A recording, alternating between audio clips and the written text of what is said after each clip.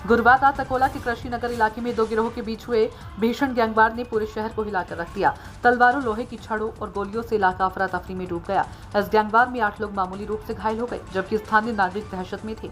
लेकिन अकोला पुलिस ने इस आतंक के खिलाफ त्वरित कार्रवाई करते हुए शहर में कानून का राज फिर से स्थापित किया।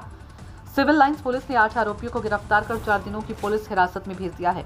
इस मामले में सबसे ज्यादा ध्यान आकर्षित करने वाला था घटनास्थल पर आरोपियों का रोड शो। पुलिस ने आरोपियों को एक बड़ी पुलिस टुकड़ी के साथ घटनास्थल पर लाया और पूरे इलाके में उनकी परेड कराई। आरोपियों से स्थानीय नागरिकों के सामने माफी मंगवाई गई और आगे से ऐसा अपराध न करने की सख्त चेतावनी दी गई।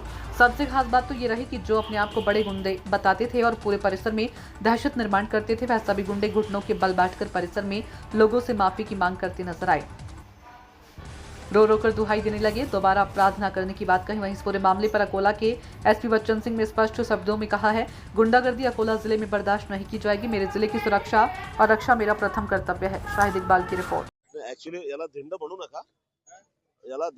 नका, याला ऍक्च्युली असं आहे, हा पोलिसांच्या तपासाचा एक भाग आहे।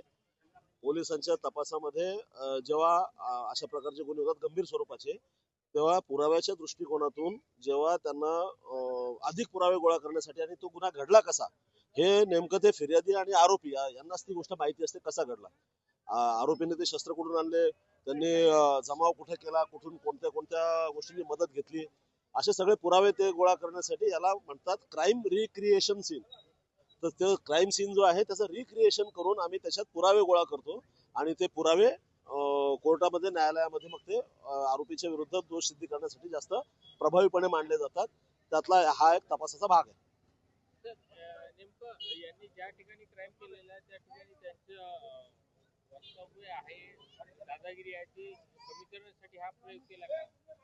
नाही, ऍक्च्युअली तसं नाही आहे। मी आता सांगितल्याप्रमाणे हा तपासाचा भाग आहे, पण हे पण आवश्यक आहे की पोलीस काम करत आहेत, पोलीस वर्क करत आहेत आणि पोलीस सर्वसामान्य जनतेच्या पाठीशी आहेत।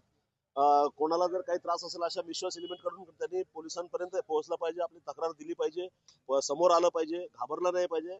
या पोलिसांच्या बद्दल आणि सिस्टीमच्या बद्दल जनतेच्या सर्वसामान्य जनतेच्या मनात विश्वास निर्माण होणे, याच्यासाठी ह्या लोकांना त्यांच्या समोरून सगळा क्राईम सीन करताना त्यांना रिस्ट्रिक्ट नाही केलं, लोकांना बघू दिलंय।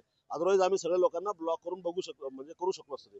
पण लोकांना बघू देण्याचं कारण हेच आहे की त्यांच्या मनातून ही भीती निघाली पाहिजे आणि अशा प्रकारचे जे गावगुंड आहेत यांना त्यांनी भीक घातली नाही पाहिजे। यांच्यासाठी तक्रार करण्यासाठी, रिपोर्ट देण्यासाठी समोर आले पाहिजे आणि पोलिसांची आणि सिस्टीमची मदत केली पाहिजे।